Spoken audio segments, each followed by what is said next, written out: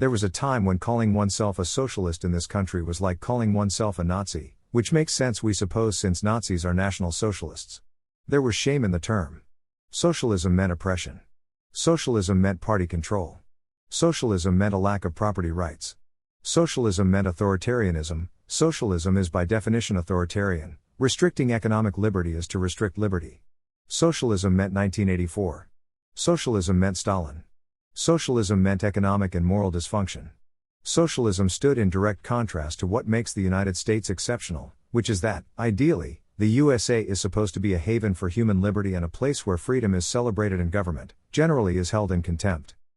Currently, however, there are quite a few who openly call themselves socialists, and in the isolated, though large, urban islands in this country, they are getting elected. Los Angeles is run by a socialist with ties to Cuba and anti-American groups.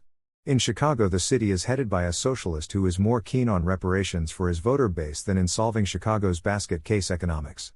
And now in New York City, Democrats have voted for Zohran Mamdani, a 33-year-old fringe leftist who is advocating for state-run grocery stores and even nuttier ideas. Because New York is essentially all Democrat, like most of the U.S.'s other large urban centers, he is likely to become the next mayor of New York. New York, a city that was founded on commerce, will likely soon have an anti-commerce, anti-property rights, anti-rule of law, pro-economic fairy tale avowed deep pinko running the place. A question, one posed in this space years ago, popped into my head again when I saw that Mamdani won. Should we just carve out these cities? Should we just let them be their own city-states? Most of America, politically speaking, looks nothing like the jam-packed urban centers where people clamor over each other and never see a clear blue sky, or know the sound of silence broken by a breeze blowing through the woods. These giant cities choose economic authoritarianism over and over. They have done this for years. The values of New York, Seattle, Los Angeles, Chicago, etc. are not the values of the country as a whole. That's fine. Diversity of thought and politics is a good thing. But it does seem that the urban centers, in 2025, in this country, are hell-bent on hurting themselves, which over time will hurt the rest of the country. The urbanite politicos are fond of saying, of course, that those outside of the cities would miss the tax revenue cities generate. I hear this all the time. The one-party California apologists make the same argument for their state.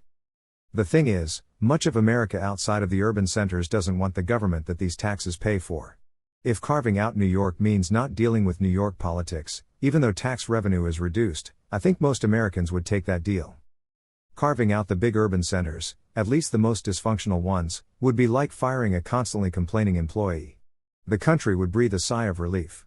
How nice would it be to just write of Los Angeles? Of course, this isn't going to happen. We are stuck with these places, at least unless there is some massive political sea change. Additionally, a strong argument can be made that if these cities were carved out, they would then be used more readily as footholds for countries that don't wish the United States well. The big cities have long been havens for operatives from places like China, Cuba, and the Soviet Union back in the day.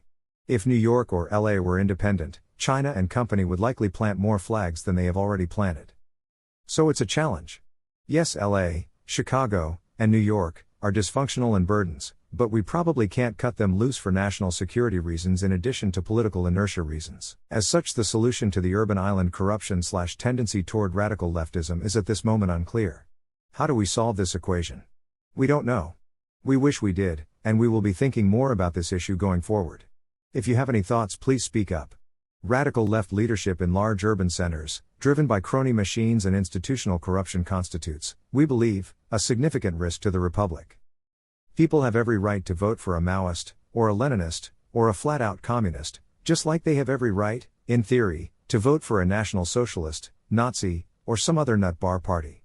But that the radical left has been embraced by the Democratic Party machines in the big cities is a problem for the rest of the country. The rot emboldened by the urban American radical left can spread. This would be a tragedy.